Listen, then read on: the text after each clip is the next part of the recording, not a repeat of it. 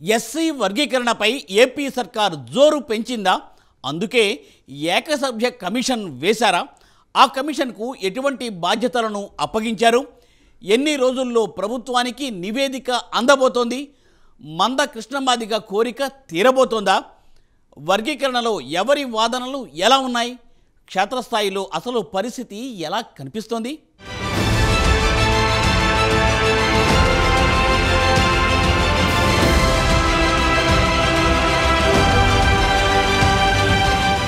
SC వర్గీకరణపై AP ప్రభుత్వం కీలక నిర్ణయం తీసుకుంది. వర్గీకరణపై కట్టుబడి ఉన్నామని ఇప్పటికే సీఎం చంద్రబాబు స్పష్టం చేశారు. ఈ క్రమంలో రిటైర్డ్ ఐఏఎస్ అధికారి రాజీవ్ రంజన్ మిశ్రా నేతృత్వంలో ఏకసభ్య కమిషన్ను నియమించారు. 60 రోజుల్లో పూర్తి నివేదిక ఇవ్వాలని స్పష్టం చేసింది సర్కార్. వర్గీకరణపై అధ్యయనానికి కమిషన్ కు అవసరమైన పూర్తి సహకారం అందించాలని సాంఘిక సంక్షేమ శాఖ అధికారులను ఆదేశించింది. కమిషన్ కోరిన సమాచారం, పత్రాలు, ఆధార సహిత ధృవీకరణలను అన్ని శాఖ అధికారులు అందించాలని స్పష్టం చేసింది ప్రభుత్వం.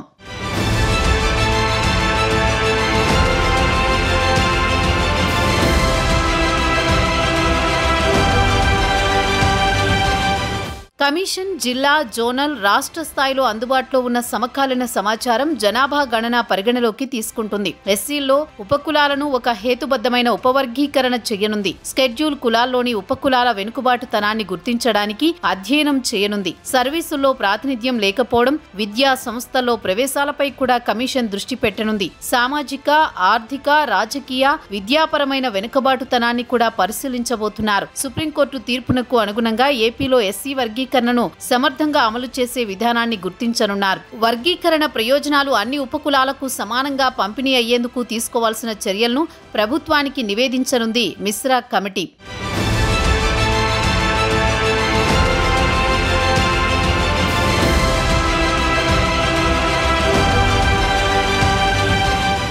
ఎస్సీ వర్గీకరణ ఉద్యమం ఎన్నో ఏళ్లుగా సాగుతోంది. షెడ్యూల్డ్ కులాలను ఏబిసిడి గ్రూపులుగా వర్గీకరించాలని సర్వత్రా డిమాండ్ వినిపిస్తోంది. ఈ ఉద్యమాన్ని మందకృష్ణ మాదిగ ముందుండి నడిపిస్తున్నారు. దేశంలో చాలా కులాలు ఉన్నాయి. వాటిలో మళ్లీ అనేక ఉపకులాలు ఉన్నాయి. ఈ క్రమంలోనే ఉపకులాల్లో ఉన్న వారికి తీవ్ర అన్యాయం జరుగుతోందన్న వాదన కూడా ఉంది. అలాంటి వాదనే ఎస్సీల్లో వినిపించింది. ఇందులో 59 ఉపకులాలున్నాయి. ప్రధానంగా మాల, మాదిగ ఉంది.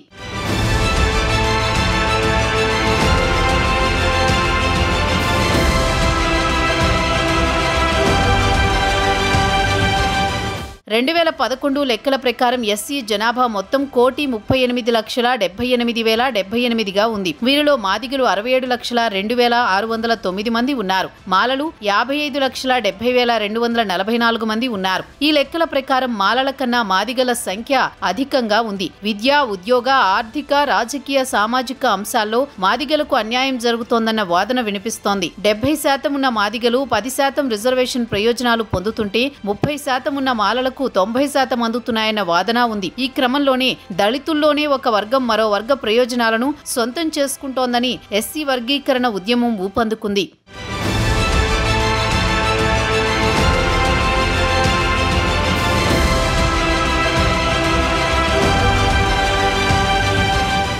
ఉద్యమంలో భాగంగానే 1994లో మాదిగ రిజర్వేషన్ పోరాట సమితిని స్థాపించారు మందకృష్ణ మాదిగ. విద్య, ఉద్యోగ, ఆర్థిక, రాజకీయ, సామాజిక అంశాల్లో తమ వాటా దక్కాల్సిందేనని పోరాటానికి దిగారు. బీసీల్లో ఉన్న ఏబిసిడి వర్గీకరణ మాదిరిగానే ఎస్సీ కులాలను ఏబిసిడి గ్రూపులుగా విభజించాలని డిమాండ్ చేశారు. ఆయా కులాల జనాభా నిష్పత్తి ప్రకారం 15% ఉన్న రిజర్వేషన్ కోటాను పెంచాలన్నారు. తెలుగు రాష్ట్రాల్లో అనేక ఉద్యమాలు చేశారు.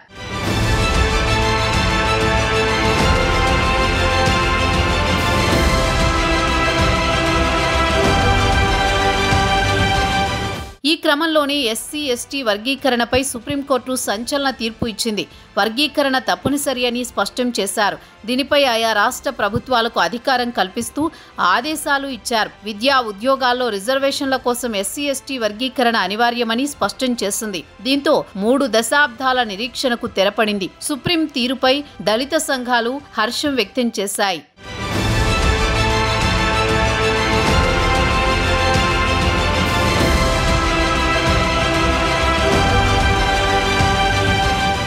తాజాగా ఏపీ సర్కార్ మరో ముందడుగు వేసింది. కమిషన్ ఏర్పాటు చేయడంపై దళిత నాయకులు సంతోషం వ్యక్తం చేస్తున్నారు. వర్గీకరణ జరిగితే తమకు న్యాయం జరుగుతుందంటున్నారు. అన్ని రంగాల్లో తమకు రిజర్వేషన్ దక్కుతుందంటున్నారు. కీలక నిర్ణయం తీసుకున్న చంద్రబాబు, పవన్ కళ్యాణ్ కు కృతజ్ఞతలు చెబుతున్నారు.